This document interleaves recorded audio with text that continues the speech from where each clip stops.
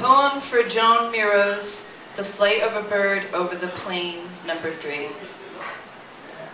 The bird is like me. The bird becomes me.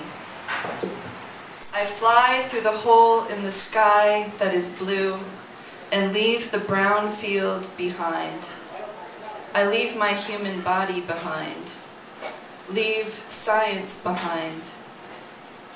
I carry a string of eggs. They are black and white like science. I will bring them home to multiply. Red makes it real, makes it bleed. I become the bird, become free. Life is an incomplete sentence.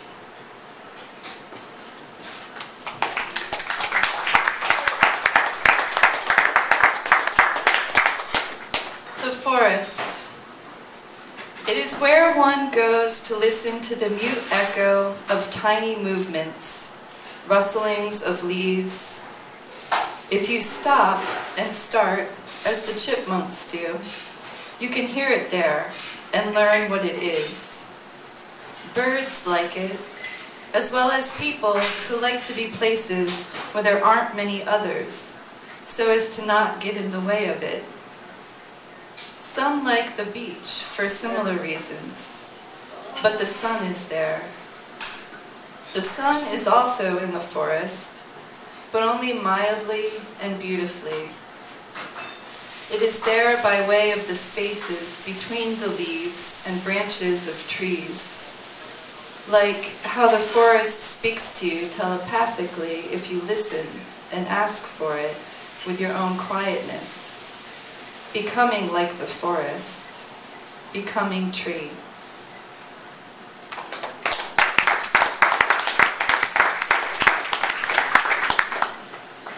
Tree says, stop, says, look at me, says, stand still, up straight, says, tall, says, now, says, yes, says more, says breathe. Tree says, let your hair down, says laugh, says sway, says do not cut me down. Tree says, it is not your place to know the things the trees know. That's why only the trees know them. Tree says, everything is wind.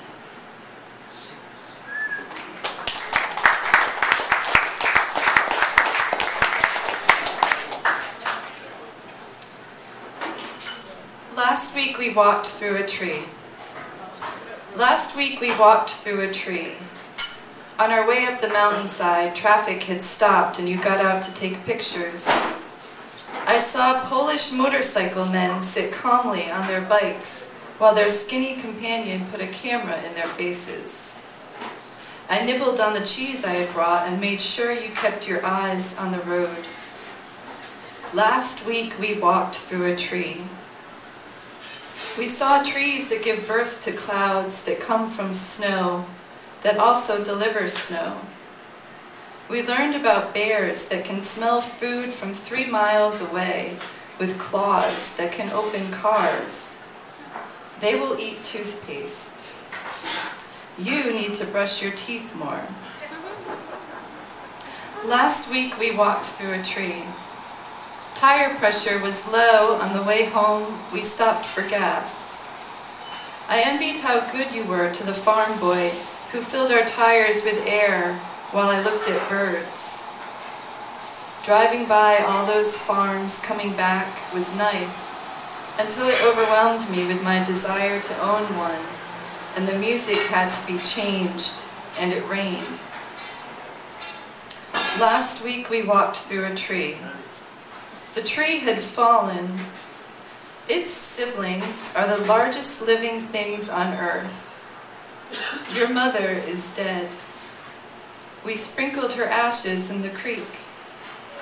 You used to play there. Blood ran down my body like tears. I had to leave and come back.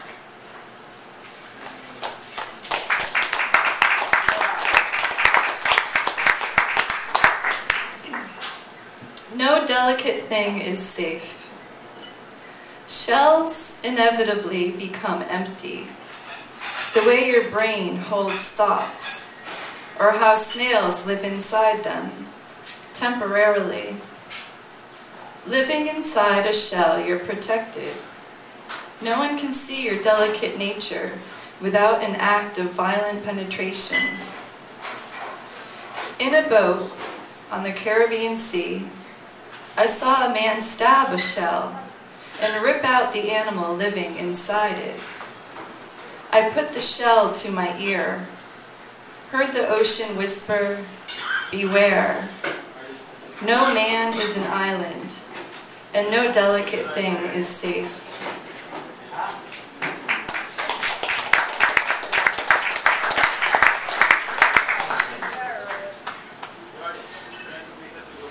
A prevalence of tornadoes.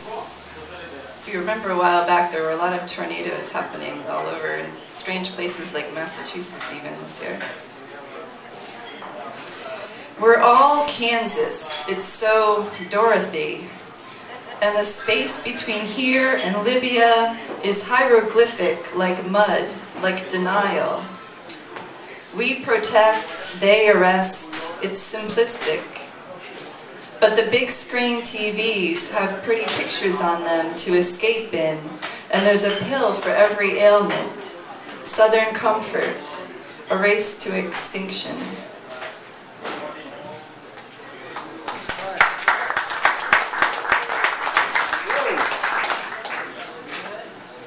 Living without. She said she couldn't live without her iPhone. I told her Chinese factory workers who make iPhones were killing themselves due to low wages and poor living conditions. And she said she couldn't live without it. I couldn't talk anymore after that, and so I thought about how I want to live on a farm and grow my own food and not buy things that other people died to make for me, so that my miserable American life might seem easier. Or like I somehow deserved people to die for me, like soldiers in Iraq or Afghanistan, dying for a truth and justice that the American way destroyed a long time ago, and oil.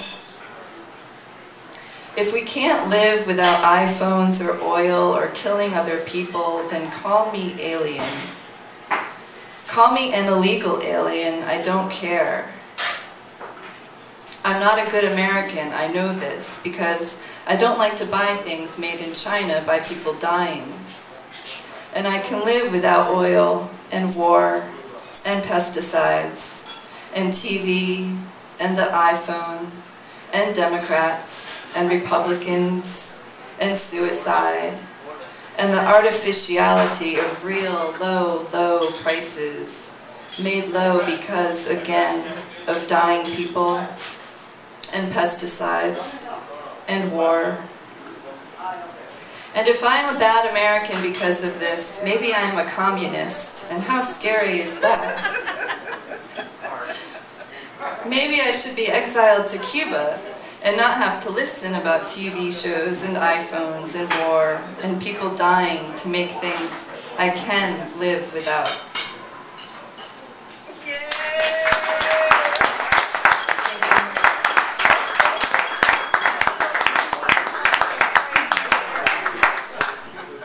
I mentioned I'm a member of the Revolutionary Poets Brigade, which is a group in the San Francisco Bay Area started by Jack Hirschman and several other poets. And there's some other members here as well.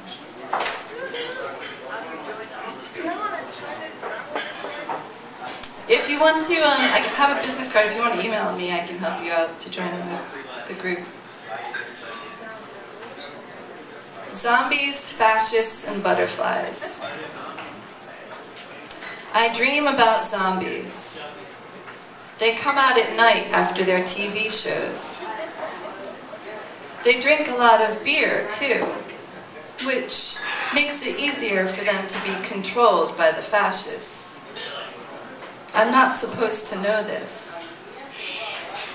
The zombies think I'm uppity and rude if I mention it, and I'm wanted by the fascists for these thought crimes.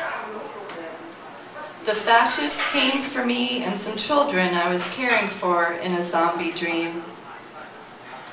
It was kind of scary, and we didn't want them to take us away, which was a thought crime in itself.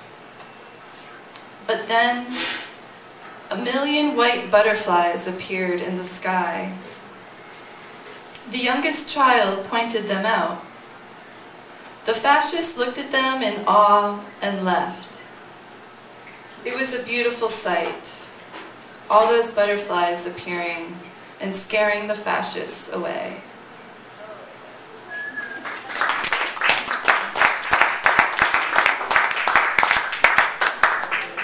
And I've been busy lately helping out with Occupy SF on top of my work and other hobbies and whatnot.